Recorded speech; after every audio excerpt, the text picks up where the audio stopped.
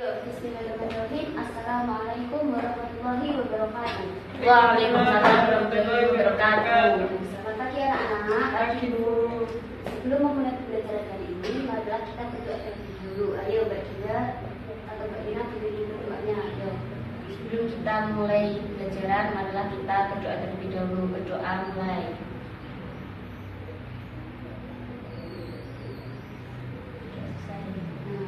Untuk presensi hari ini yang pertama Dinda Noviani. Hadir Bu. Oke. Ina Maheswari Yugantara. Hadir. Oke. Bon. Untuk hari ini kita akan belajar materi Kudis dengan tema Al-Quran dan Hadis sebagai pedoman hidupku. Ada yang tahu tidak pengertian Al-Quran dan Hadis itu apa? Belum tahu. Guru jelaskan sedikit ya. Di sini pengertian dari Al-Quran itu menurut cendekiawan. Nah, Al-Quran itu artinya secara bahasa berasal dari kata qoro'a yang berarti membaca, yang kata dasarnya yaitu Quran yang berarti bacaan. Nah, huruf alif pertama pada Al-Quran itu memiliki makna kesempurnaan. Jadi dengan demikian Al-Quran itu artinya yaitu bacaan yang sempurna, tapi tidak hanya sempurna dalam kandungannya saja, namun juga dari segi redaksi serta petunjuknya. Nah, Al-Quran yang dinyatakan bacaan dan maknanya oleh Allah SWT itu termaktub dalam surat Al-Baqarah ayat 185.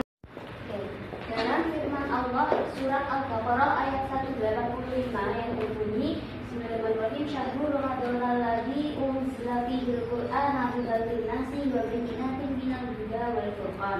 Yang artinya beberapa hari telah ditentukan yaitu bulan Ramadan, di mana dalam bulan tersebut diturunkan permulaan Al-Quran sebagai petunjuk manusia dan penjelasan bagi petunjuk itu serta pembeda antara yang hak dan yang batil. Nah, lanjut. Di sini pengertian Al-Quran secara istilah ada yang tahu atau tidak? Tidak. Nah, di sini para ulama memberikan pengertian Al-Quran bahwa Al-Quran itu adalah kalamullah, artinya mukjizat yang diturunkan ke dalam hati Nabi Muhammad SAW dan diriwayatkan kepada kita, serta membacanya itu dinilai sebagai ibadah. Oke.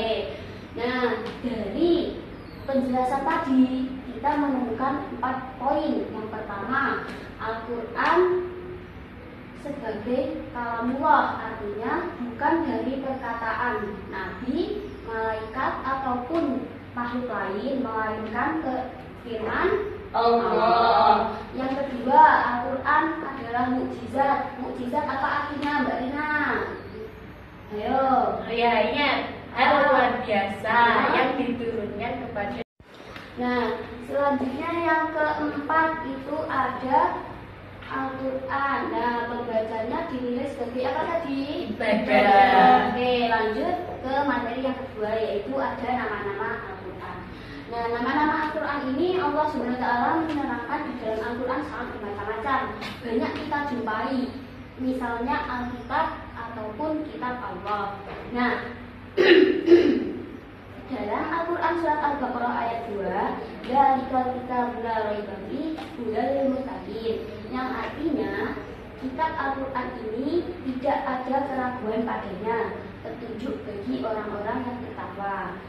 Dalam Al-Quran surat Al-Furqan ayat 1 diterangkan bunyinya Bismillahirrahmanirrahim. Tabarakalladzi nazzalal furqana ala abdihi liyakuna lil alamin nadhira, yang artinya Maha suci Allah yang telah menurunkan Al-Furqan kepada hambanya sebagai petunjuk dan penjelas, pemberi peringatan bagi seluruh alam. Nah, lanjut.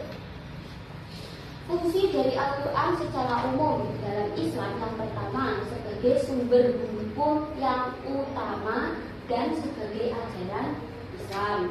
Yang kedua sebagai konfirmasi dan juga informasi terhadap segala hal yang tidak bisa diketahui oleh akal. Yang ketiga sebagai petunjuk hidup manusia ke jalan yang lurus tentang berbagai hal. Lanjut. Tadi sampai yang keempat ya, fungsinya sebagai pengoreksi ajaran masa lalu seperti Taurat, Injil, Zabur. Oke, sijine udah. Terus lanjut bagi fungsi Al-Quran bagi kehidupan manusia. Ada yang tahu tidak? Apa? Loh, masa tidak ada yang tahu? Tahu. Oke, fungsi Al-Quran bagi kehidupan manusia itu bisa diketahui dari nama-nama Al-Quran dan maknanya itu sendiri. Nah, setiap arti dari Al-Quran itu menunjukkan fungsinya masing-masing. Contohnya ya, misal Al-Huda artinya sebagai apa Mbak Rina? Petunjuk. Mbak Dinda, Al-Huda sebagai apa? Petunjuk. Dan yang kedua ada Al-Furqan sebagai Pembina. Baik, melanjutkan materi yang tadi, kita masuk ke materi yang kedua yaitu hadis.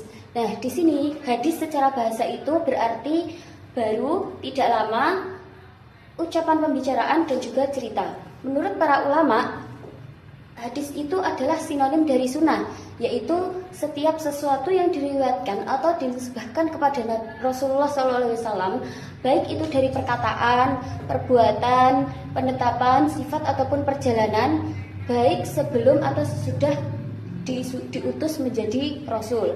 Nah, selanjutnya ada fungsi hadis terhadap Al-Quran. Yang pertama yaitu menguatkan, mengukuhkan, dan menegaskan kembali hukum yang sudah terdapat di dalam Al-Quran. Artinya di sini hadis mengulang kembali perintah ataupun larangan yang sudah disebutkan di dalam Al-Quran.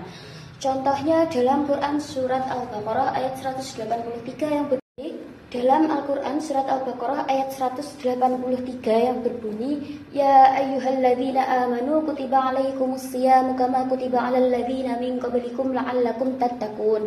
Nah, di sana setiap umat Islam diwajibkan untuk berpuasa sebagaimana orang-orang sebelum kita itu agar kita bertakwa. Nah, dan yang kedua itu ada fungsi hadis yaitu merinci ayat Al-Quran yang mujmal. Artinya di sini kan banyak sekali ayat Al-Quran yang sifatnya itu masih umum, belum terperinci. Banyak juga ayat Al-Quran yang memerintahkan kita untuk mengerjakan suatu perbuatan. Nah, namun belum ada ayat yang menerangkan bagaimana cara melaksanakannya, sehingga perintah tersebut belum dapat dilaksanakan. Nah, contohnya itu dalam melaksanakan sholat. Melaksanakan sholat itu kan sebenarnya perintahnya itu sudah tercantum di dalam Quran surat Al-Baqarah ayat 83 dan juga ada di beberapa surat dan ayat yang lain juga. Namun belum ada satupun ayat Al-Quran yang menerangkan bagaimana cara mengerjakan atau melaksanakan sholat tersebut. Selanjutnya yang ketiga yaitu fungsi hadis, menetapkan atau mengadakan hukum yang belum disebutkan di dalam Al-Quran. Dan yang keempat, membatasi keumuman Al-Quran itu sendiri. Nah, lalu selanjutnya fungsi dari Al-Quran dan hadis di dalam Islam. Yang pertama, Al-Quran itu merupakan kitab suci terakhir yang diturunkan oleh Allah Subhanahu wa Ta'ala. Dan yang kedua, Al-Quran itu sebagai sumber hukum